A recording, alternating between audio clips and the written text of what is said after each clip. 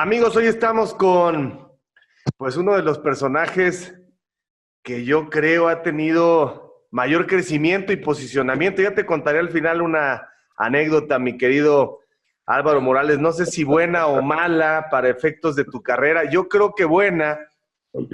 porque seguramente hizo pensar a algunos en ESPN sobre el valor de la gente que tienen. Primero que nada, en este tipo de espacios lo que queremos es recordar un poquito la historia de las personas para llegar al presente. Entonces, queremos saber un poco de tu vida y vemos que fue una infancia complicada, ¿no? Una infancia con un par de papás que no se dejaron arrastrar por la miseria, la indiferencia, por el conformismo, por darle a sus hijos una vida malsana, ¿no? Pelearon, se movieron, sacrificaron lo más valioso, que es la patria, que es el entorno del lugar en el que naciste. Cuéntanos todo este contexto que yo ya me metí un poco a averiguar, y gracias por el tiempo. No, a ti, Javier, saludos, un gusto conocerte también y estar aquí contigo. Eh, Mi papá es nicaragüense. Cuando viene la guerra, la revolución sandinista por la dictadura de Somoza, mi papá tiene que salir a los 15 años. Entonces ya ahí hay una muy buena historia de vida, como él, sus hermanas, sus padres tienen que huir, y uno de los países cercanos en donde mi abuelo puede lograr un asilo, por así decirlo, es en Guatemala. Ahí tenía algunos amigos en Guatemala. Eh, Posteriormente, ahí conoce mi papá evidentemente a mi mamá, y había otra dictadura militar. Estaba la dictadura de Lucas García, en donde el contexto de Centroamérica en esos años y en los años anteriores, los gobiernos cedían mucho territorio a las compañías estadounidenses y en contra de los derechos humanos, matando a miles de personas con tal de quedarse con terrenos fértiles para los objetivos de compañías estadounidenses, pues cometían masacres. Y cualquier forma distinta de pensar pues se pagaba con la vida. Era así de sencillo. En las dictaduras nadie puede tener una forma de pensar distinta porque te matan. Y un día llegan a balear la casa de mi abuela. Estoy hablando de 1981. Yo ya tenía unos 10, 11 meses de nacido. Yo nazco el 14 de junio del 80. Y llegan a balear la colonia de mi abuela, entre ellas su casa, y mi abuela dice: esto es insostenible, aquí no se puede vivir. ¿Saben qué? Yo me voy a México. Allá tengo dos hermanos, dos tíos abuelos míos llegaron aquí desde los años finales de los 40, principios de los 50. Se asentaron, uno de ellos se asienta en Ciudad Nezahualcóyotl y el otro se asienta en Mixcoac. Y mi mamá dice, pues yo sigo mejor a mi mamá. Y mi papá dice: ¿no quieres irte a Miami? Que allá mi familia política mi familia se está yendo. Dice mamá: no, yo prefiero con mamá. Órale. Y vienen a México, se opta por México, no por Miami, y cuando llegamos, pues se llega con una mano adelante y otra atrás, realmente en condiciones muy precarias, pero encontramos familiares que nos echan la mano, ya una red de apoyo familiar.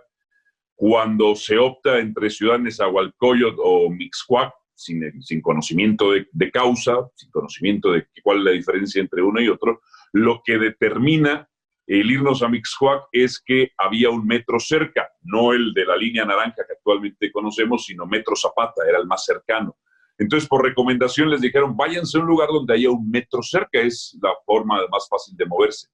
Y así es como llegamos a Mixcoac, precisamente a la colonia Molino de Rosas, viviendo enfrente de la calle Rosa Blanca 152, enfrente del mercado 6 de enero. Y nos movemos siempre en esa área, en el área de Molino de Rosas, La Cascada, que es una como favela, por así decirlo, y Plateros, que es una unidad habitacional, en donde en esa época, te estoy hablando, Javier, la verdad yo tuve una infancia dura, pero también con felicidad, pero había pobreza, estábamos en contextos donde circulaba mucho la droga, pero mis papás siempre vieron de alguna u otra manera, primero, que tuviera un techo, comida, y me encausaron mucho a los estudios. A pesar de limitaciones económicas, mis papás son muy estudiosos. Mi mamá es eh, contadora, psicóloga, antropóloga, y tiene una maestría por parte del Colmex en género indígena.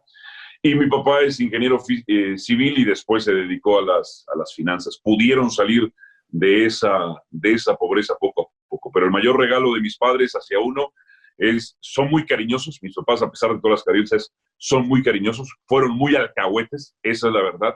A mí solo me exigían buenas calificaciones. No me exigían nada más que sacara yo buenas calificaciones. Si yo cometía una travesura, la podían pasar por alto siempre y cuando yo cumpliera en la escuela. Y lo otro que me aportaron es siempre esas ganas por estudiar y prepararnos más. Una de mis hermanas, después mis padres se divorcian, una de mis hermanas es pintora, vive en Londres, luego por azares del destino y tuvo una reorientación vocacional y ahora trabaja en cuestiones de seguridad cibernética nacional, no sé qué trabaja. Y mi hermano es psicólogo y escritor. Y por el lado de mi padre, cuando se volvió a casar posteriormente, tengo una hermana que es abogada de inmigración en Nueva York y otra que es contadora y dirige un departamento de la Universidad de Mississauga, en Toronto. Y mis otros dos hermanos pues son mucho más pequeños. Entonces, ¿cuánto tiempo viven los tres juntos con tus papás? Del 80 hasta el 83. Soy el único hijo de ellos dos. Entonces, hasta el 83. Mi papá le estaba costando mucho trabajo conseguir un trabajo acá. Entonces, cuando ya puede regresar un poco a Centroamérica, cuando la situación cuando entran gobiernos civiles, empieza a buscar chamba en Centroamérica, la encuentra, le va bien, pero ya no podemos continuar todos en el mismo camino y se decide de alguna otra manera. Mis padres se separan de una manera muy civilizada. Es muy raro porque mis padres ya son personas mayores, pero tú los ves, toda la vida se han llevado bien. Es un poco, que se lleven tan bien, es un poco incómodo. Oye, pero entonces, a ver si entendí, a los 3 años te quedas tú con tu mamá, supongo. Sí, yo me quedo con mi mamá. Sí, mi mamá, mi papá mandaba dinero, venía 1 o 2 veces al año. Mi mamá trabajaba, estudiaba y estaba estudiando en ese momento en la Escuela Nacional de Antropología e Historia, Antropología Social. Y quien me cría en el día a día es mi abuela materna, una mujer a la usanza antigua, convencional, ama de casa, que se partía el lomo todos los días limpiando, haciéndome de comer.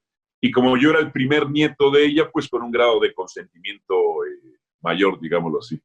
Pero entonces, Álvaro, ¿te hizo falta la figura paterna de alguna manera? ¿Lo racionalizas, lo reflexionas con el paso del tiempo y cómo lo sustituías o simplemente la vida va? Yo creo que en ese sentido, mi papá, a sabiendas de que podía hacer falta la figura paterna, se hacía presente constantemente. Y mi papá no era quizá el papá corrector o impositivo. En el momento que estábamos juntos, era el papá cariñoso, alcahuete, hacíamos como que compensaban de alguna u otra manera. Es decir, no iba a ser él parte del proceso disciplinario, diario, desgastante de la educación de los hijos. Mi madre dice, yo tampoco me voy a desgastar en mi relación con mi hijo. Y el proceso disciplinario, ese desgaste diario, se da con mi abuela. O sea, las peleas y las discusiones o los caprichos o los berrinches se da con mi abuela. Y mi abuela era también muy cariñosa, pero a la usanza antigua. Ella había sido enfermera, había trabajado muchos años para judíos alemanes, entonces medio había permeado un poco en ella algunas costumbres alemanas como la disciplina y la forma estricta de ser. Entonces, esas figuras las compensaban tanto mi padre, mi madre y mi abuela para que no hicieran falta. Mi mamá posteriormente se casa con mi padrastro. Él es historiador, teólogo y filósofo. Es una casa de puros estudiantes académicos, ¿no? Entonces él también cumple de alguna otra manera, suple algunas cuestiones de la figura paterna. Y mi papá, con su siguiente esposa, aunque después su segunda esposa, después la guerra los vuelve a separar, otra historia terrible, la guerra los vuelve a separar. Y luego mi papá se vuelve a casar por una tercera vez, pero la condición de mi papá con sus subsecuentes esposas es tienen que querer a mi hijo como me quieren a mí. Si no quieren a mi hijo como me quieren a mí, se van a freír espárragos. Oye, ¿y tu padrastro, buena onda? ¿Cuándo llega a tu vida el padrastro? ¿Vive todavía? Sí, todavía vive. De hecho, ayer lo vi. Ayer fue mi cumpleaños, 14 de junio. ¡Wow! ¡Felicidades! Gracias. Entonces, sí, también el proceso disciplinario se da un poco con él. Las relaciones de procesos disciplinarios diarios tienen sus desgastes, pero también hay un cariño con él. Él, de hecho, me enseña a leer. El proceso de aprendizaje de lectura se da con él. Me inculca mucho lo de estar estudiándome también, preparándome. Y era divertido, le gusta mucho el fútbol. Yo recuerdo que, por ejemplo, la final del 97, León contra Cruz Azul, la vemos juntos. Y bien, sin broncas, ¿no? Hay una relación de bastante cariño. Yo empiezo a vivir con él a finales ya. Mi papá y mi mamá se separan por ahí del 82 y a finales del 84, lo relaciono por el kinder, ya empezamos a vivir con él. Wow, pues es realmente muy divertido escucharte y muy funcional porque a esa edad, a los 4 años, llega un nuevo papá, entre comillas, Sí. y normalmente el chavo se resiste y entra en problemas psicológicos y empieza a resistirse y a ponerse pesado, pues no entiende lo que está pasando y Claro. lo tiene que sacar de alguna manera. Se me hace que no me estás contando la parte del diablo que traes adentro.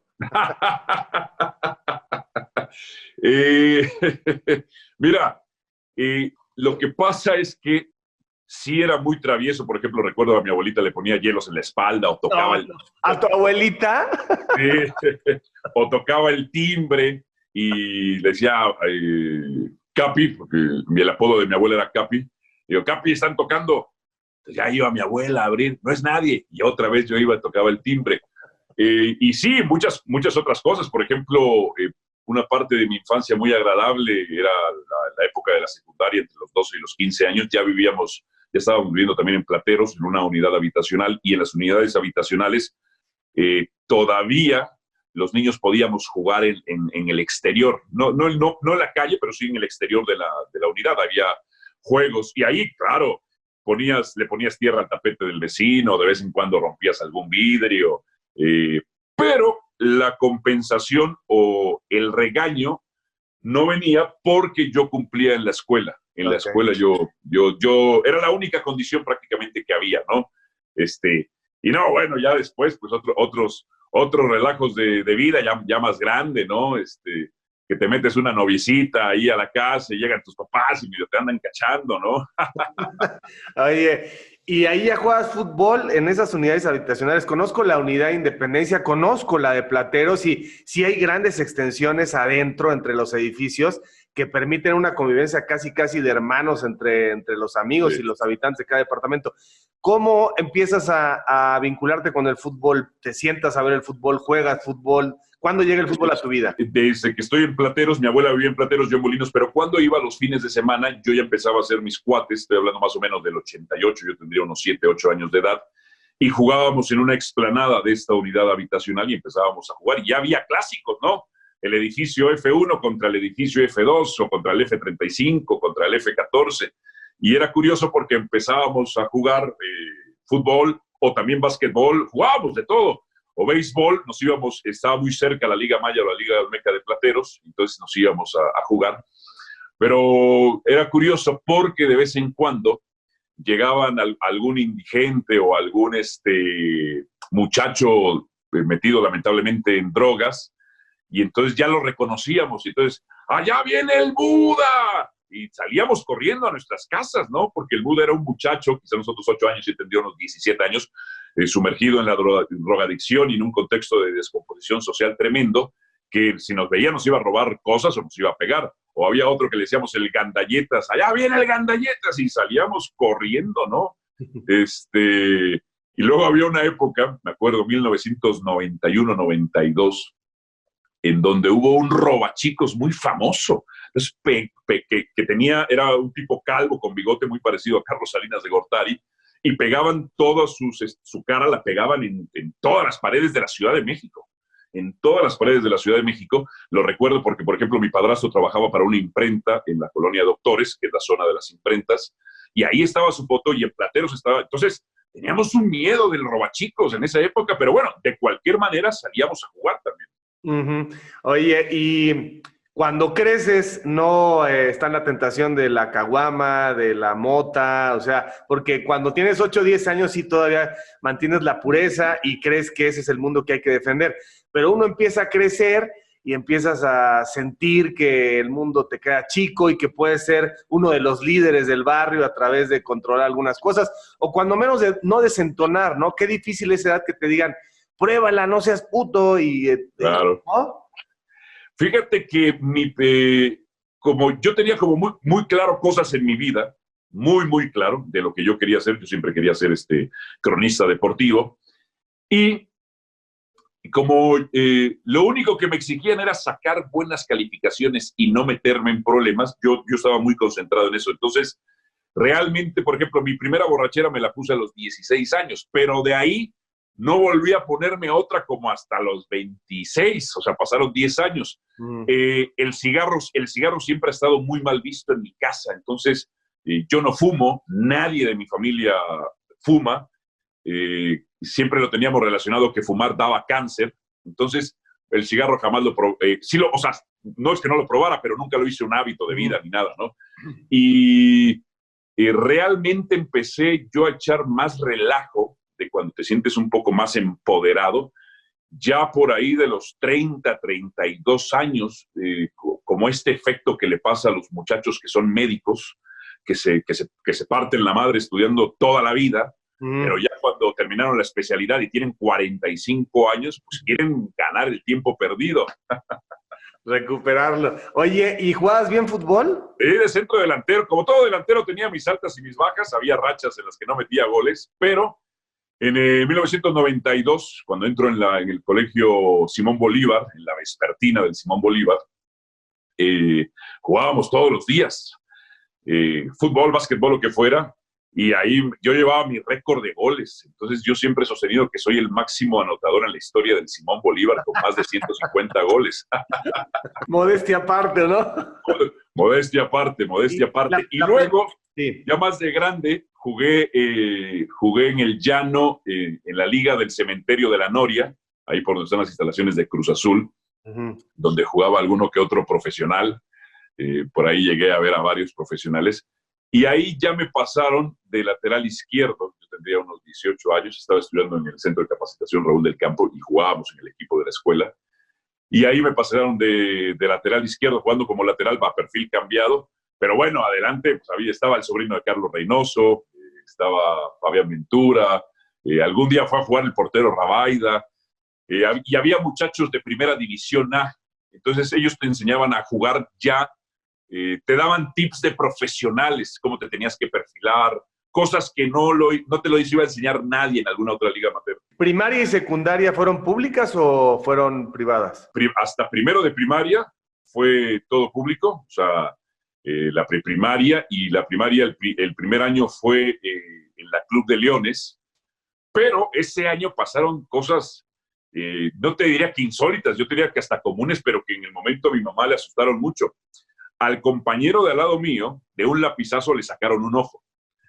A otro compañero lo empujaron, se subió al escritorio y lo empujaron y se descalabró y nunca lo volvimos a ver.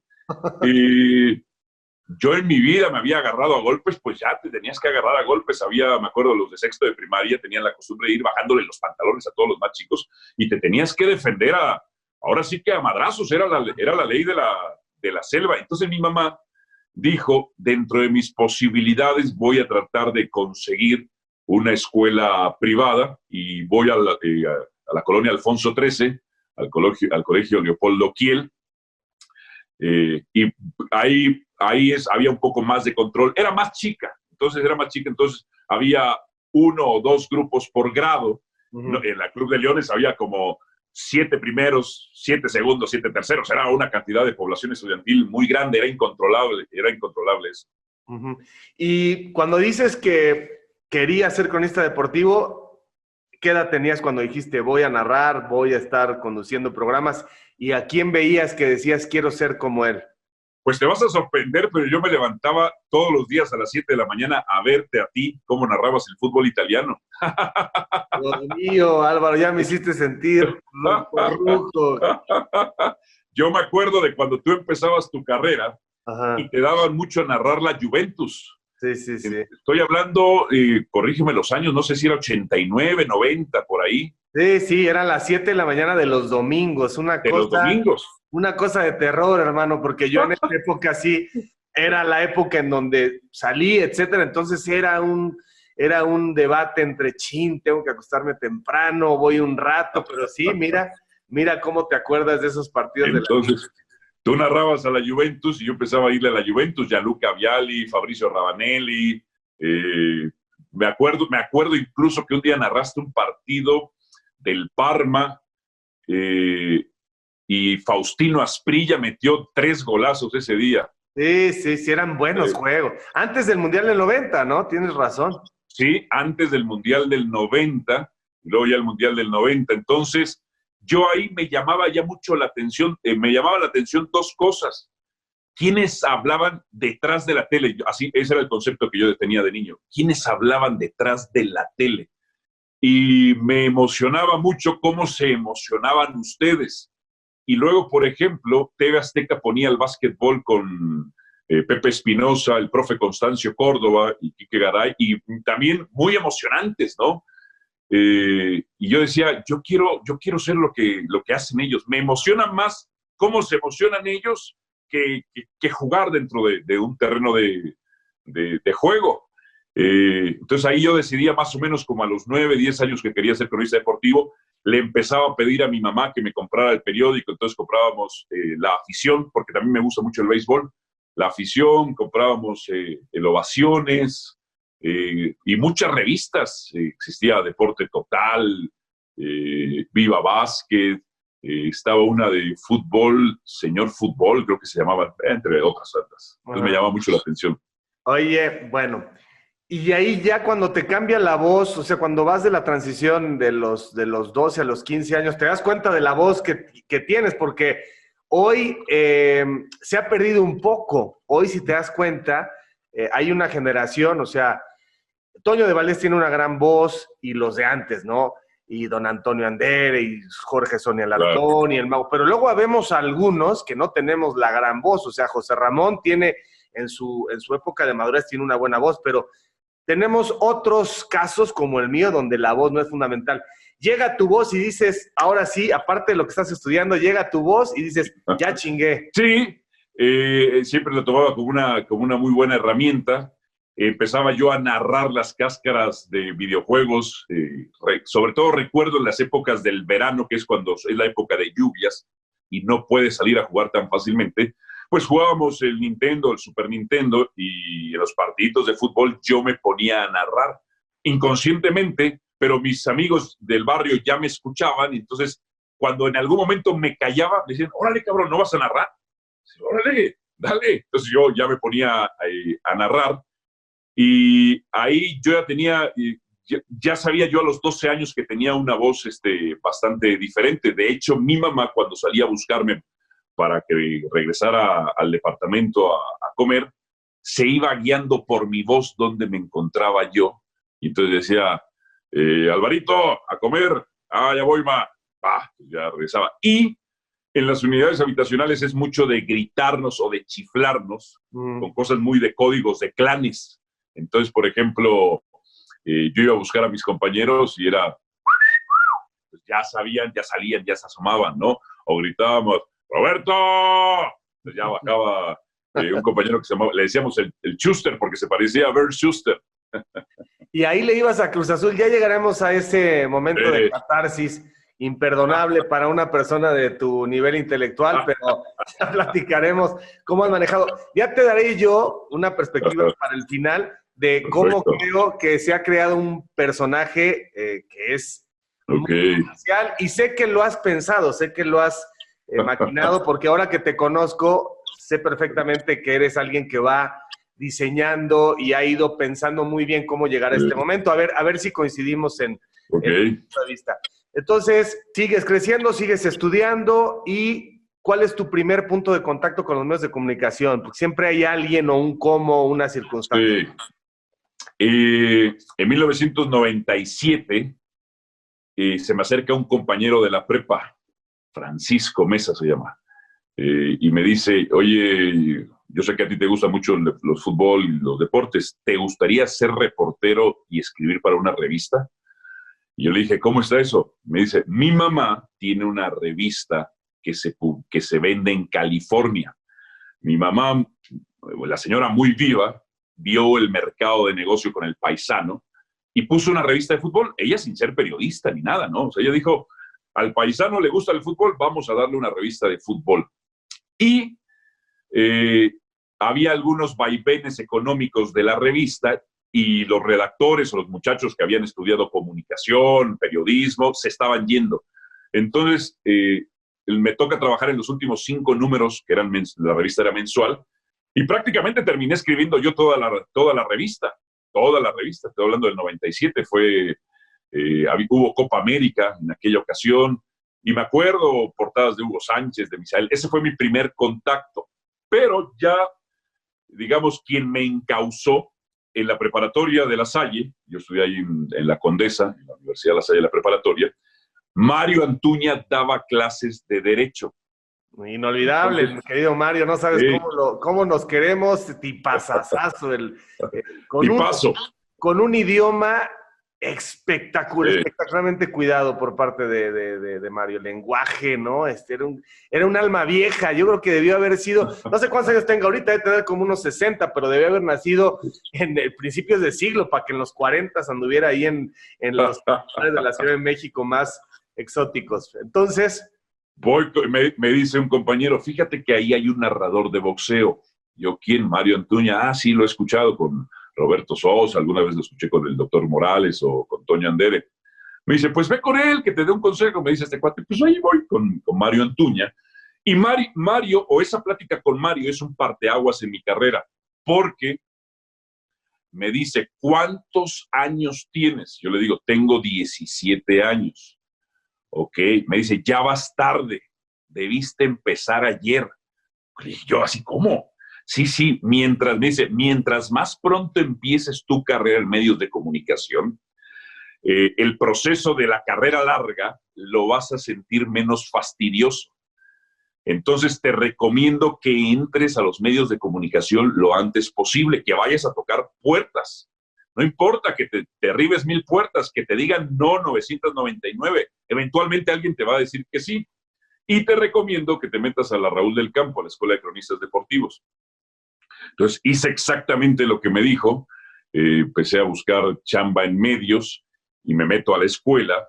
Y ahí conozco a don Jorge Che Ventura, que en paz descanse. Uh-huh. Y como a mí me gustaban también los deportes gringos, a él lo nombran una vez más subdirector de la afición y me dice, hijo, ¿te gustaría trabajar en un periódico? Y los periódicos no eran glamorosos. Regularmente todo el mundo en la escuela quiere trabajar en televisión, pero obviamente ya estaban estas frases, ya los maestros, y qué bueno que nos daban nos aterrizaban, nos decían, claro, tú quieres estar, que Orbañanos te llame directamente y estar al lado de Orbañanos. Era la época final de Orbañanos. Orbañanos estaba muy fuerte, finales de los 90 en Televisa. Ajá. Entonces era como la figura de contrapeso con José Ramón. Claro, tú quieres estar directamente con José Ramón. No, aquí se empieza desde abajo. Y yo me di cuenta que había que aprovechar las oportunidades y el consejo de Mario Antúñez, métete a un medio.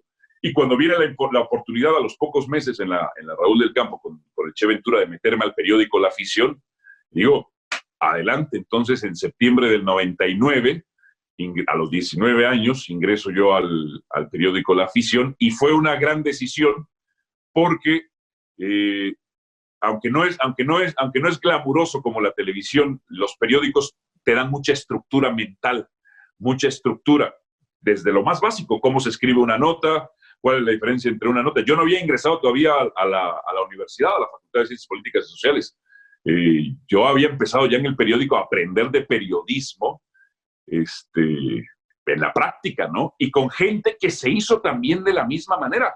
Llego yo y yo era el más joven, yo tenía 19 años y quizá la persona más joven que me seguía tendría 29, 30 años. Pero yo siempre he tenido la humildad de aprender. Aunque me ven como un ogro en televisión o como Gengis Khan en televisión, mi virtud es saberme callar y aprender y ver cómo lo hace, cómo lo hizo. Por eso en algún momento determinado tengo la intención de platicar contigo, es ¿cómo hiciste? ¿Cómo hiciste? Ya me lo contarás, ¿no? Pero es ¿cómo hiciste para gobernar en algún momento? Entonces yo me acercaba a los viejos y ¿cómo haces la noticia? Y no había el concepto entre ellos de la pirámide invertida, ¿no? Ellos decían, lo más importante, primer párrafo, punto. Lo más importante, y acuérdate que al último se puede cortar, así que no pongas lo más importante al final. Luego, por ejemplo, para hacer un reportaje, me acuerdo, ellos sin experiencia académica, pero sí con la experiencia es una idea, verifica si la idea se sostiene o no se sostiene, agrégale estadísticas y declaraciones contrarias, y punto. Entonces, esa era la idea del reportaje, ¿no? Y así fui aprendiendo y hice un paso evolutivo como a la antigua, prensa, luego radio. El Che Ventura me lleva también a lo que nace como Superdeportiva 1180, que actualmente derivó en Televisa Deportes Radio. Y ahí estábamos los sábados y domingos, hacía mis pininos. Un día viene un casting, los Tigres de béisbol estaban buscando una voz para el parque del Seguro Social porque ya el señor Kerlegan se había hartado de trabajar 25 años con ellos y me quedo en el casting. Ahí mismo Publiventos Deportivos, el productor, el Porky Villalay, me dice, necesito que te quedes en las transmisiones cuando Tigres va de gira, hay una lana. Entonces yo me acuerdo, en el año 2000, para el año 2000 yo ganaba como, entre todas las chambas que tenía, yo ganaba como 15,000 pesos, que en ese entonces, pues para un muchacho de 19 años, pues yo me sentía millonario, Javier. Esa es la verdad. No, además, yo me iba en taxi, a donde yo fuera yo pagaba mi taxi, me encantaba viajar en taxi. De hecho, durante muchos años no tuve automóvil, aprendo a manejar hasta los 24 años. Luego, hace unos 5 años anduve sin automóvil porque yo no quería tener automóvil. Entonces yo andaba en Uber. A mí me encantaba andar en Uber. Me fascina. Como diciendo, tenía mi chofer. Y después entonces estás ahí en el radio y tu aproximación con la televisión, con ESPN ya directamente. Al mismo tiempo estás estudiando en la UNAM. Estaba estudiando en la UNAM. Viene la huelga, la concluyo. Y en el 2003 me avisan unos compañeros de la Raúl del Campo que también ya tenían chamba en medios, y éramos una palomilla, me dicen, va a haber un casting para ESPN. Órale, pues ¿y dónde es? En Tlalnepantla. Yo dije, madres, Tlalnepantla, lo más lejos que había ido yo hacia el norte era Lomas Verdes, o Satélite. De ahí no había pasado yo nunca, salvo cuando fui a Querétaro alguna vez, pero ¿y cómo te vas a Tlalnepantla? Decía yo. Entonces me puse a averiguar cómo chingados te ibas a Tlalnepantla. Y me dijeron, tienes que llegar al Metro Rosario. Dije, órale, cabrón, ok. Esa es línea naranja, no hay bronca. Yo vivo cerca del Metro Barranca del Muerto. Plateros está muy cerca del Metro Barranca del Muerto. Entonces, toda la línea naranja hasta Rosario, y en Rosario a tomar un microbús o un camión, lo que hubiera, ¿no?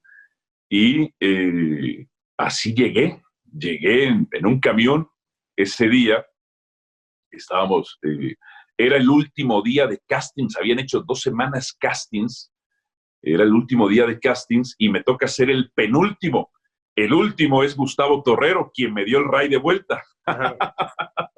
Entonces, yo a Gustavo ya lo conocía del béisbol y le digo, oye, no seas mala onda, dame un ray de vuelta. Sí, no hay bronca. Y él fue el que me llevó de vuelta a la Ciudad de México. ¿A dónde vas? A donde sea. Si quieres, déjame ahí en Ejército Nacional, no tengo broncas. Y llego, hago el casting y teníamos que hacer, era la simulación de un noticiero de Sports Center. Y como yo sabía de deportes gringos, ya tenía una ventaja competitiva. La mayoría de las personas que fue, la mayoría eran de fútbol. Entonces nos pusieron un partido del América, recuerdo, y luego nos pusieron 3 juegos de béisbol y uno de fútbol americano. Y en uno de los juegos de béisbol había un error. Me acuerdo, decía el dominicano Carlos Lee, y les digo, tengo que decirlo tal cual está aquí, en esta hoja de jugadas. Me dice, ¿por qué? Porque pues este no es dominicano, es panameño. Oh, no, te habían pasado como 100 personas y nadie nos había dicho nada, que no sé qué. Entonces ya como que ahí les llamaba la atención, hacía el casting, hice otro casting para reportero. Entonces al final me hablan y me dicen, te quedaste en el de reportero. Órale. Y me acuerdo perfectamente, yo en la afición, ya estoy hablando del 2003, yo ganaba 12,000 pesos mensuales en el periódico La Afición y ESPN me ofrecía 8,000 pesos, 4 menos. Uh-huh. Y entonces ahí fue otro momento determinante en la vida porque dije, esos 4,000 pesos los voy a invertir en entrar a la televisión, de diferencia. Uh-huh. Y entré. Oye, ¿y quién fue tu primer contacto? O sea, el productor que decidió, ¿supiste quién fue la persona que decidió? No, nunca lo supe porque los que te hacían el casting trabajaban para Argos telenovelas, o sea, ellos eran productores de todo menos de deporte. Lo único que estaban encargados era de grabar, uh-huh, de grabar y administrar que las personas pasaran. Ellos no sabían realmente lo que uno estaba diciendo. Uh-huh. Después vieron los castings, pero bueno, entre las personas que seguramente vieron los castings estaban dos estadounidenses, Brian Queer y Chris Calcinari, y que hablaban español, fíjate, hablaban español y entendían bastante bien español. Seguramente entre ellos quedó la decisión. Y llega entonces el momento, Álvaro, donde entras y vas haciendo equipo, vas creciendo, vas dando pasos lentos pero seguros. Es un proceso gradual pero muy ordenado. La estructura de ESPN, lo sabemos, es muy al estilo americano. Y vas avanzando en las expectativas, te van dando más pelota.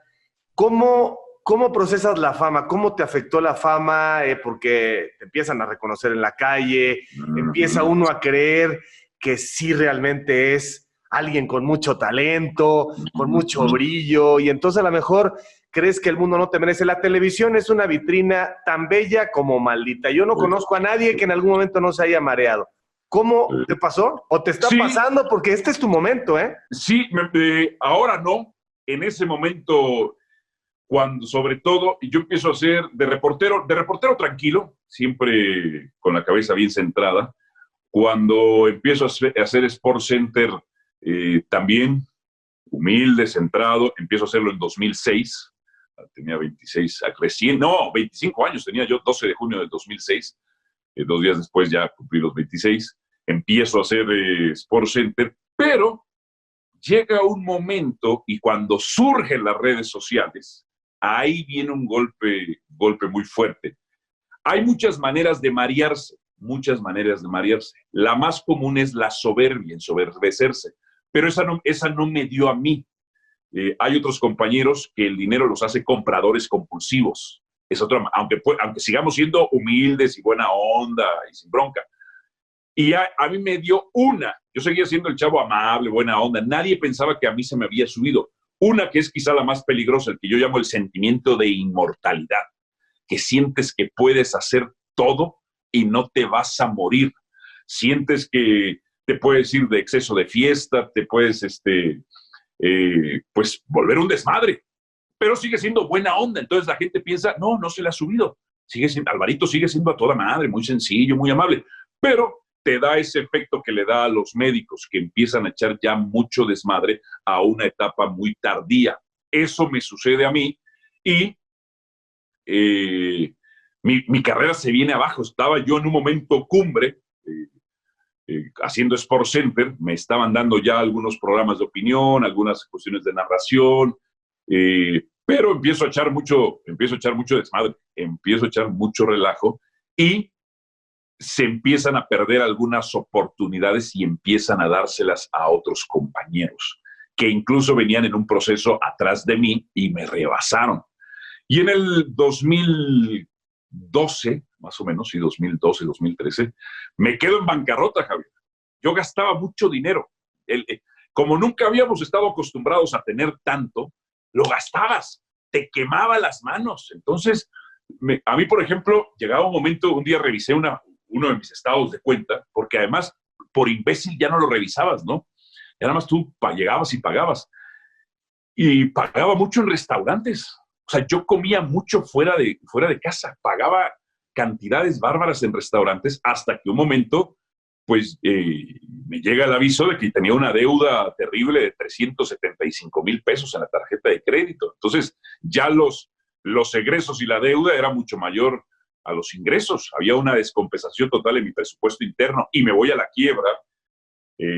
Pierdo mi casa, todo. Entonces, termino yéndome a un cuarto a vivir. Yo ya, Álvaro Morales de ESPN, termino yéndome, primero me fui a un departamento en Palmas, primero fui a Polanco, pero no me gustó Polanco.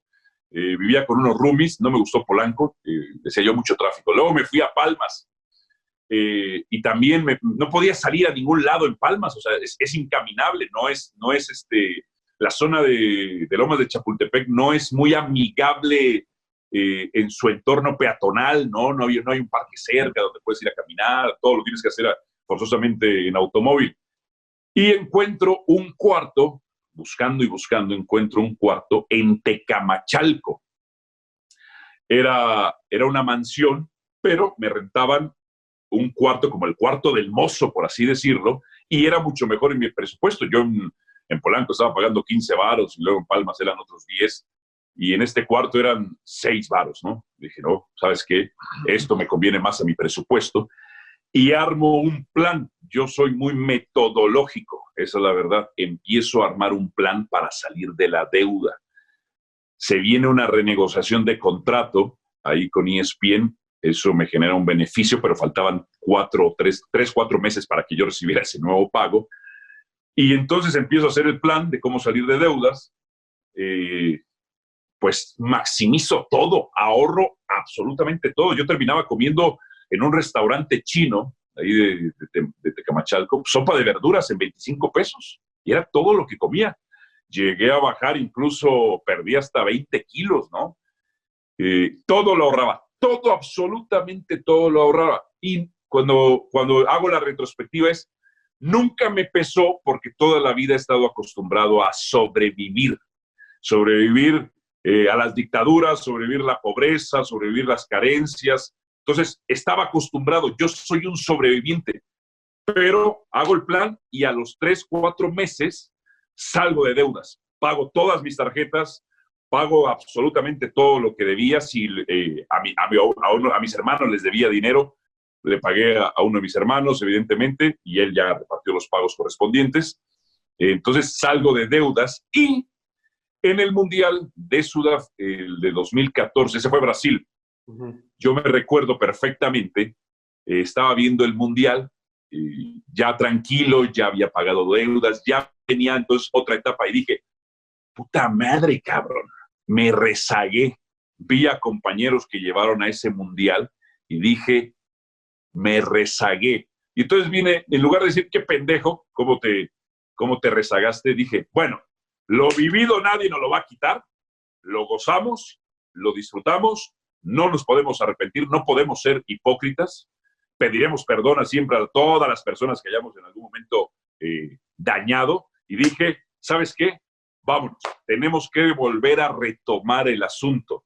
Y así fue como empezamos otra vez a retomarlo. Oye, pero ¿no estuviste cerca de que de pronto te rescindieran el contrato en ESPN? O sea, faltabas a la chamba y llegabas tarde. ¿No te advirtieron? O sea, ¿tuviste amonestaciones? No, nunca. En ESPN el horario es así como sagrado. Hay una cosa que les molesta mucho a la producción, es cuando el talento no llega a su hora de llamada. En pláticas con compañeros o colegas de otras empresas, pues te enteras que a lo mejor había quienes llegaban 5 minutos antes a una transmisión, 10 minutos antes. No, en ESPN te ponen un horario de llamado. Y si tú no llegas, ya a los 5 minutos los productores te empiezan a hablar, la gente de talento te empieza a hablar. O si ibas a llegar tarde, tienes que estar avisando constantemente, ya voy aquí, ya voy acá. Y a lo mejor faltaban 4 horas para el show, pero el horario de llegada en ESPN es así como que como a veces hacemos la burla, ¿no? A lo mejor hasta atropellar a alguien no es tan terrible como no llegar a tu hora de llamada. Pero entonces, a pesar de que estabas en la noche y estabas haciendo sobremesas largas, nunca incumpliste o No, lo que pasó es que dejaste de progresar, o sea, te conformaste, sí. estabas distraído, pero nunca un acto de indisciplina ni que te tomaran o sea, nada. No, nunca. Es más, yo me acuerdo en 2008, Javier, yo sin saberlo me da hepatitis por andar comiendo en la calle, me da hepatitis y me empiezo a sentir muy mal. Pero yo tenía esta educación y adiestramiento antiguo que me dio el Che Ventura y que me dieron otros maestros. Uno nunca falta, ni enfermo. Tú tienes que presentarte siempre. Entonces, me tomo una aspirina, después me enteré que el paracetamol es terrible para el hígado cuando tienes hepatitis, y entre los comerciales yo iba a vomitar sangre. Vomitaba sangre y dije, demonios, ¿qué tengo? Y regresaba y hacía mi show, porque el show siempre tiene que continuar. Para mí no hay excusas, las cosas se hacen o no se hacen, pero todavía tengo ese aprendizaje, me lo dieron pues una generación que creía en eso. No hay excusas. Alguna vez estábamos platicando contigo, que estábamos platicando de ti, mejor dicho, con Mauricio y May.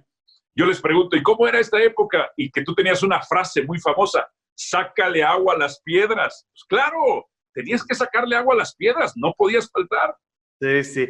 Oye, Álvaro, a ver, hablemos del personaje. Mira, varios temas que se nos fueron en el camino. Primero, supongo que eres un gran lector y que debes de tener, porque mucha gente ahora que nos ve, seguramente está repitiendo mi historia o tu historia diciendo quiero ser comentarista en algún momento. Supongo que leías mucho y supongo que tienes una gran ortografía, muy buena sintaxis, ¿no? Porque eso es fundamental. Luego encuentras gente muy talentosa que no sabe escribir, no hay cómo, no hay manera, ¿no? Sí, soy un ávido lector, soy un estudiante constante en esta época de la pandemia. Me he metido a cursos de dirección técnica de fútbol, análisis y escauteo de fútbol o de béisbol, que también me gusta mucho, por dos cosas: para aprender siempre más, para entender cuál es la actualidad del fútbol a nivel estratégico, para siempre tener más argumentos a la hora de debatir y discutir con mis compañeros, y también para establecer una red, un networking amplio con las personas del fútbol.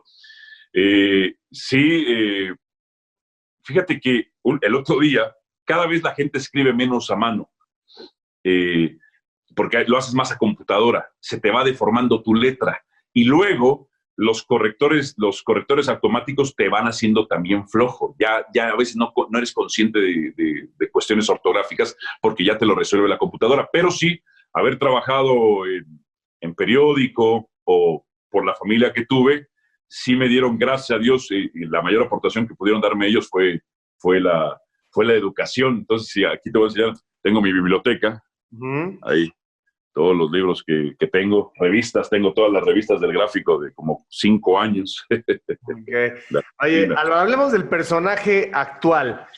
También da la impresión de que pudieras haber sido alguien que estudió actuación, porque eres muy, muy gestual y es alguien que sabe mover mucho las emociones en función de lo que está pensando y lo que está sintiendo, pero parece que esto es totalmente natural, ¿no? Lo que sale en televisión no es muy alejado de mi personalidad, y es producto de muchas cosas. De los barrios donde crecí, esa agresividad que ven yo no me dejo de nadie y nadie me intimida, así haya sido una figura del fútbol mundial. Para mí es un compañero más de carne y hueso. Yo tengo una frase que a lo mejor es un poco impactante para algunos compañeros exdeportistas, yo no admiro, en la mayoría de los casos, quizá tengo no, como todos puedo tener mis ídolos, Carlos Hermosillo cuando yo era de Cruz Azul, aunque le digo, Carlos, sigue siendo mi ídolo porque también estuviste en América y tienes varios títulos en América.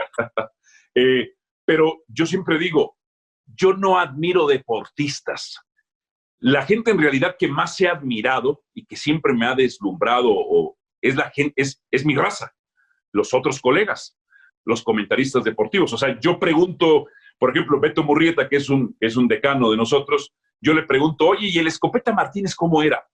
Me decía, bueno, su voz era media pituda, pero era emocionante, un poco así. ¿Y cómo era Paco Malgesto? ¿Y qué diferencias había con Pepe Alameda? Yo pregunto mucho de la gente de mi industria. Y admirando a la gente de mi industria, por ejemplo, a mí me gustaba mucho cómo narrabas fútbol tú. Cada vez te escucho menos cuando estabas en Gallos Blancos, pues sí, pero me gustaba mucho cómo narrabas al Necaxa, obviamente la Juventus, ¿no? Porque era un tono de voz diferente. No era el Perro Bermúdez, no era quizá Don Roberto Guerrero, ¿no? Entonces me gustaba mucho cómo narrabas. Yo crecí escuchándote mucho, mucho. Y yo admiro más a la gente de mi industria que a los deportistas. Por ejemplo, mi background para narrar fútbol lo tomo en 1994. Yo escucho, me robo el cable, voy a la palería con un cuate, compramos cable coaxial, lo conectamos a las campanitas de la azotea del edificio donde vivía y conecto y tengo cable. Y escucho a un narrador argentino, Marcelo Araujo, que dije yo, madres, ¿cómo alguien puede narrar así? Pues este es un showman, un entertainment. Y ese me marcó mucho para narrar. Y admirando a la gente de la industria, conozco a un par de periodistas que trabajaban para ESPN en Estados Unidos, ESPN en inglés, nosotros le llamamos ESPN doméstico. Y estos dos tipos, se llama Stephen A. Smith y el otro se llama Skip Bayless, tenían un show junto de debate y era totalmente novedoso porque los shows en Estados Unidos no eran de debate, eran de análisis. Hablaba uno, hablaba el otro, hablaba uno, hablaba el otro. Y estos dos habían trabajado en prensa escrita y también habían trabajado en radio. Y la radio en Estados Unidos, esa sí es muy iracunda. Las estaciones esas WFAN le dan voz a gente, fanáticos muchos, pero con grandes argumentos, pero muy pasionales. Entonces estos tipos llevaron lo de la radio un poco a la televisión y recibieron muchísimas críticas por el establishment purista de ESPN doméstico en esa época. Pero cuando yo vi que ESPN se atrevió a hacer ese programa, primero era una sección y luego creció un programa porque tuvo mucho rating, el programa todavía existe, ya no con ellos dos, se separaron porque uno se fue a Fox en inglés, pero tiene la misma versión del programa. Este programa se llama First Take. First Take, la traducción más óptima sería tu primera declaración del día.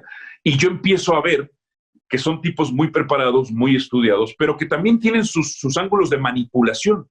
Y ahí me di cuenta yo, eso lo veo en el 2014, y ahí me doy cuenta, digo yo, la industria está cambiando. Si los gringos cambiaron, esta madre está cambiando. Tenemos que cambiar. Hay que confrontar el argumento del compañero. Porque muchas veces a lo mejor el compañero decía algún dogma o algo en lo que no estabas de acuerdo y no lo contradecías, tú decías tu punto de vista. Quizá los aztecos lo hacían un poco más, no tan argumentados, más pasionales desde el dogma, no tan argumentados, pero lo hacían un poco más.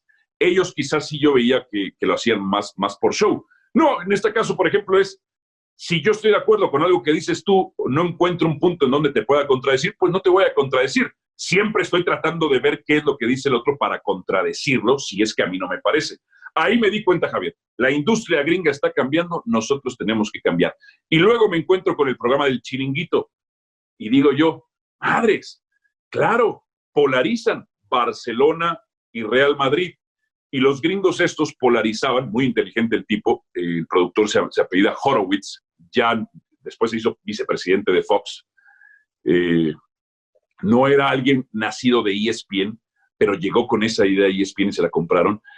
Y él creó, fíjate nada más, una tensión racial, porque Stephen A. Smith es afroamericano y Skip Bayless es de Oklahoma y Texas. O sea, entonces era el blanco contra el de raza negra, ¿no? Y entonces se sentían muy identificados las dos razas y además con su manipulación. Ahí fue cuando decido yo, tenemos que debatir más.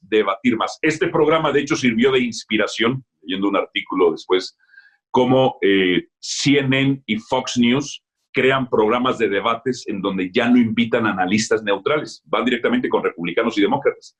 Y en el artículo, en la investigación de este artículo, dicen, se basan en First Take. dijeron, vamos a hacer lo mismo. Uh-huh. Y eso explica en alguna medida tu cambio del Cruz Azul al América, porque estando en una mesa de esa importancia, en esa cadena, la verdad no tiene el mismo peso Cruz Azul que América. Claro.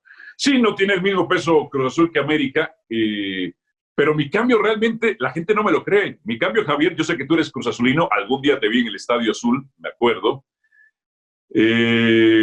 Mi cambio fue natural, Javier. Ya estaba hasta la madre yo de irle a Cruz Azul. Pero no te cambias a la América, Álvaro. O sea, a lo mejor te avientas al Metro o tomas a Jaguares, a Xolos, a Jabatos, a Loro. O sea, entiendo que hay que cambiar de equipo porque la pasión del fútbol es muy fuerte, pero yo entiendo que, y no tendría nada de malo decir, bueno, pues el América es un equipo ganador, quiero afiliarme a algo, pero además también vende el América, originando el debate en ESPN.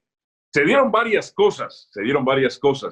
Por ejemplo, a mí no me caen muy bien los Pumas ni toda la filosofía que venden sus aficionados.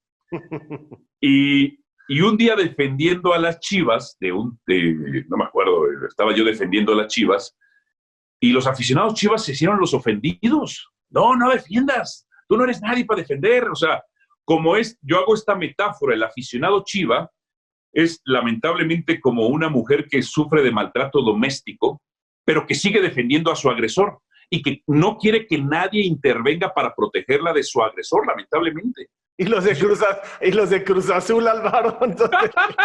Los de Cruz Azul, fíjate, mis hermanos de Cruz Azul, mi antigua familia de Cruz Azul, porque yo era abonado al Estadio Azul, esa afición muy noble, hermano, esa afición muy noble. O sea, sí se pone triste, pero el equipo empieza con 2 victorias consecutivas y un empate y empieza a ir la gente al estadio. Y ahí empieza a ilusionarse, y a ilusionarse, y a ilusionarse. Y ahí surgió una frase que dije yo, no se ilusionen con Cruz Azul no se ilusionan, apóyenlo, pero a Cruz Azul no se ilusionen. Y a partir del 2013, y yo creo que es un poco por esa animadversión con Pumas, también luego con Chivas, empecé yo a escuchar a cuestionar muchos mitos sobre el América, y me da el síndrome de Estocolmo después de aquella final del 26 de mayo del 2013, me empiezan a caer bien los americanistas. No sé si por 10 años de habernos dominado cuando éramos cruzazulinos y luego habernos ganado esa final de manera increíble con un hombre menos en América, y empiezo a cuestionar muchas cosas que los aztecos, sobre todo los aztecos, repetían de Televisa. Y mi conclusión es, mucha de la animadversión de los aztecos no era por una cuestión de un estandarte de libertad ni de heroísmo. Realmente mi conclusión, Javier, y sería bueno escuchar tu opinión, es que ellos querían el mismo poder que tenía Televisa y como no lo tenían, se quejaban. Bueno, ocurrió, o sea, eso ocurrió y... Hasta que lo tuvieron. Sí, en las entrevistas aquí lo reconoce, en este canal en el que me haces el favor de estar, lo reconoció David un poco, lo reconoció Cristian, también el propio André Marín, ¿no? Es decir, cuando en Televisión Azteca empiezan a forcejear con el poder y tener de su lado a Maurer y a Ibarra, se perdió un poco del crédito y de lo sólido que podían ser los argumentos del chiquito contra el grande, el débil contra el poderoso, etcétera. Ahí se diluyó un poco esa parte que tanto representó icónicamente para José Ramón, ¿no? Que independientemente de sus atributos como periodista, es un referente, tenía, digamos, esa ventaja, ¿no? De estar peleando, claro. Era Don Quijote peleando contra los molinos de viento, ¿no? Entonces, pues, eso generaba una gran simpatía. Oye, Álvaro, a ver, te voy a dar algunas opiniones. Creo que es un gran personaje el que has hecho, creo que es disruptivo, creo que ya entiendo el origen de dónde está sacando este día, me parece una corriente muy interesante explotar. ¿Cómo te afecta el tema de redes sociales? Porque no pasas desapercibido, te estás convirtiendo, y además creo que está perfectamente planeado, en el villano favorito de los deportes. Y seguramente te debe valer un cacahuate lo que opine la gente.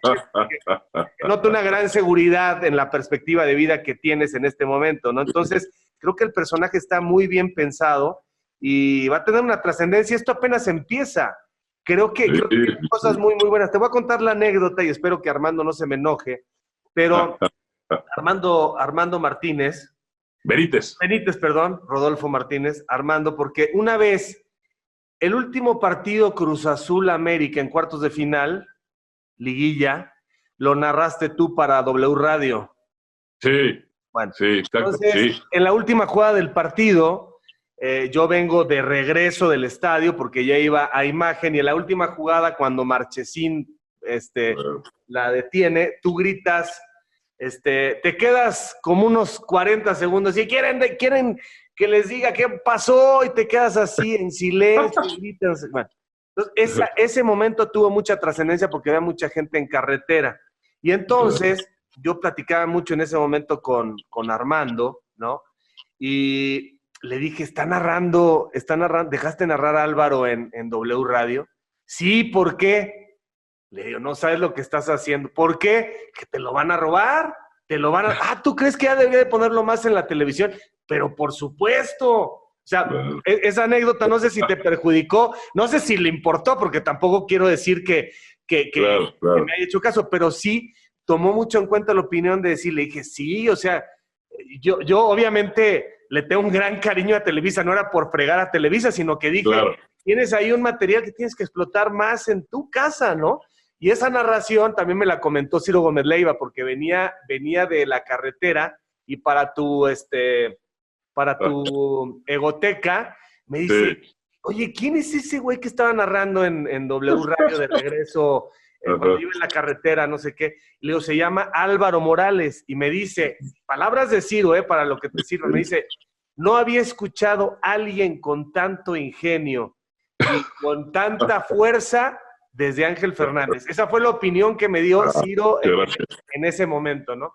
Y creo que estás inventándote un mundo nuevo, ¿no? Creo que estás, quizá todavía en la televisión, una humilde opinión, en la televisión todavía veo más al analista que al relator. Creo que en cuanto quizá opines menos y te metas más a la intensidad del juego, creo que puede ser más impactante, pero ha sido a mí me gusta, pero lo importante es que a la mitad le guste y que la mitad te odie.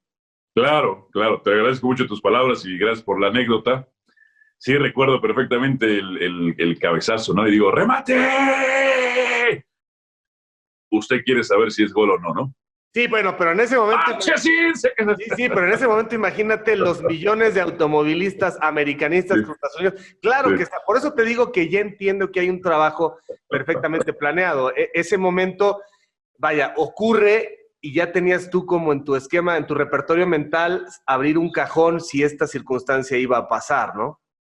Fíjate que una de las clases que me marcó en la universidad, sobre todo, fue propaganda y opinión pública. Y tienes que revisar desde la propaganda, revisas historia de la propaganda capitalista, propaganda del Imperio Romano, propaganda del nazismo, propaganda del comunismo soviético, propaganda norteamericana. Y recuerdo con mucho cariño esa clase porque me sirvió para emplear estrategias para las masas. El manejo de masas es muy importante. Hay una lectura, me acuerdo de esa materia, que se llama El Espiral del Silencio. Prácticamente dice, la opinión pública es muy importante, pero vale madres. Cuando le das la vuelta a la espiral, dice, la opinión pública vale madres, pero es muy importante. Entonces lo puedes ver de las dos maneras. A mí, sí, todo lo que hago te digo, tengo mucha metodología, lo planeo, lo estructuro. Los argumentos que yo voy a presentar siempre están estructurados, están blindados. Si alguien me contraargumenta, tengo una o dos respuestas al respecto.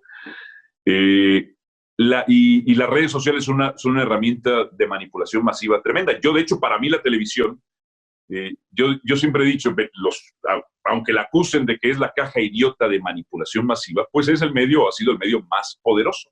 Lo visual es mucho más poderoso. Yo gesticulo mucho porque llama la atención. La gente tiene menos de 2 segundos para cambiar la televisión. Me acusan de gritar mucho. Uno, me apasiono, pero lo segundo es, el grito siempre llama cuando estás en el zapping. ¡Ah, cabrón, están gritando! Se están peleando los vecinos! ¡Qué pedo, se están peleando! Entonces llama la atención el grito. La gesticulación ayuda a argumentar o a descalificar muchas cosas, porque, por ejemplo, a veces cuando 2 o 3 están hablándose encima, entonces no es necesario que yo esté hablando, yo nada más puedo estar diciendo, o sea, con mis gestos ya estoy contraargumentando con parte de mi lenguaje, de mi estrategia de comunicación. Y sí, me gusta polarizar.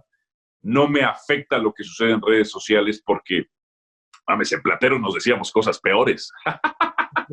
en la vespertina del Simón Bolívar nos decíamos cosas peores. O sea, he vivido tantas cosas que la opinión masiva, más que repudiarla, me encanta. O sea, por ejemplo, a mí cuando me putean los de las Chivas o los de los Pumas, me encantan. O sea, porque les provoqué algo. Algo les provoqué. Yo aprendí a trabajar con un community manager. Tengo 2 community managers. Con ellos planteamos ciertas estrategias. Cosas curiosas. Hemos hecho unas muy elaboradas y quizás son las que menos impacto tengan. Entonces hacemos cosas hasta más sencillas, que parezcan hasta cierto punto rudimentarias, pero son las que más pegan. El pueblo, al final de cuentas, es vulgo, nuestra audiencia es vulgo y está deseosa de sacar frustraciones personales que se le acumulan a lo largo del tiempo. Entonces, como digo yo, lo importante es que te mienten la madre, porque en este negocio, o que te mienten la madre o que te alaben, en este negocio está prohibido ser gris. O sea, si eres gris, no calificas para este negocio y en esta industria. Y yo, fíjate nada más, cuando escucho críticas que hacen a ciertas gestiones, ya sea de mis jefes, o cuando hemos platicado de ti, no es que sea un defensor a ultranza tuya, sino que yo entiendo lo que hacías. Porque lo más difícil es quitarte un lado romántico en este negocio y entender que esto es una industria, que esto es un negocio. Entonces, por ejemplo, tú que tienes detractores y también simpatizantes, yo digo, no, pues yo entiendo lo que hacía Javier Alarcón. Claro que lo entiendo perfectamente. Pues él tenía que cumplir con una meta económica de ventas, de producción, de rating, lo que sea. Y en esta industria, muchas veces tienes que hacer lo necesario para conseguir esa meta. Y las personas pasivas, neutrales, que no son características, porque, por ejemplo, yo siempre he dicho, no necesariamente tienes que tener gente hermosa en la televisión, pero sí personas características, personalidades. La televisión es de personalidades. En algún momento, en 2017, justo cuando yo estaba cuando estaba renovando contrato, yo negocio con mis jefes hacer ciertas cosas para otras empresas, siempre y cuando no fuera un problema de interés. Y ahí surge lo de W Radio y se me acerca la gente de Televisa. Y contando acá, muy, muy buenas personas, la verdad es que me cayeron muy bien, pero vi que estaban como en una guerra interna. Uno estaba en una guerra interna o en una guerra constante.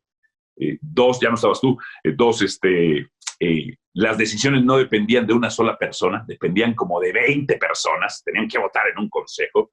Y entonces se tardaron mucho. Llegó un momento que les dije, muchachos, pues tienen hasta mañana, o sea, este es el deadline. Y luego, cuando yo les preguntaba ¿qué voy a hacer? O sea, ¿para qué me quieres? ¿Tú para qué me quieres? ¿Puedo tener una crítica? ¿Puedo ser como soy? O sea, séme sincero, ¿puedo ser como soy o va a haber algunos problemas? Me dice, siempre hay problemas, es una empresa grande, tenemos muchos derechos de transmisión, no todos los dueños algún comentario luego están llamando, es un problema. Empresa grande, problemas grandes. Y luego lo que me daban a entender es que trataban de permear que hubiera una democracia de talentos, por así decirlo, que a todos les dieran lo mismo, igual. Y es muy rudo, pero la televisión no es democrática. La televisión es de celebridades, la televisión es de personalidades. Cada quien tiene la obligación, en la lucha personal, de convertirse en una figura de su propio medio. Pero no puede haber democracia, Javier. No puedes premiar, tú tienes que obtener resultados. Y mi gente, por ejemplo, mis jefes me tienen por resultados. Álvaro, muchísimas gracias, interesantísima tu vida y te lo digo con la experiencia que puedo tener en los medios de comunicación. Agárrate fuerte porque esto apenas empieza. Efectivamente, ya vimos que hay una cabeza ahí brillante y estás marcando una tendencia y al final eres parte de la autoría intelectual, no solamente es el personaje. Te van a empezar a copiar y seguramente vendrán momentos donde tendrás que afianzar muchas cosas. Y veo que sigues en la soltería, ¿verdad? O sea, hijos, esposa, ¿no te interesa por ahora? Estamos bellos, así. Agente libre totalmente, ¿no? No. Tengo mi familia, sí, tengo mi familia. Esa es otra historia. Entonces, no estás casado, pero tienes pareja e hijos. Sí, exactamente. Sí. ¿Y no te gusta hablar de eso, no? Pues fíjate que como bien lo dices tú, Javier, esto apenas empieza. O sea, lo que he logrado en pocos años empieza y te jalas muchos enemigos, pero es importante tener enemigos, Javier. No sé qué, ya lo platicaré contigo, la perspectiva de los enemigos, pero decía, la frase no era de José Martí, pero José Martí lo dijo alguna vez, que es muy triste no tener enemigos, porque quiere decir que las personas que no tenemos enemigos no irradian una luz que provoque envidia y que quiera ser opacada. Olé, maestro. Muchas gracias, Álvaro. En el camino andamos. Gracias por tu tiempo. Saludos, Javier. Gracias. Así que, camaradas, por favor, no dejen de seguirme a través de todas mis redes, de suscribirse a mi canal, dale a la campanita, dale like. No te olvides de dejarme tus comentarios. Yo mismo estaré respondiendo. Cambio y fuera, camaradas.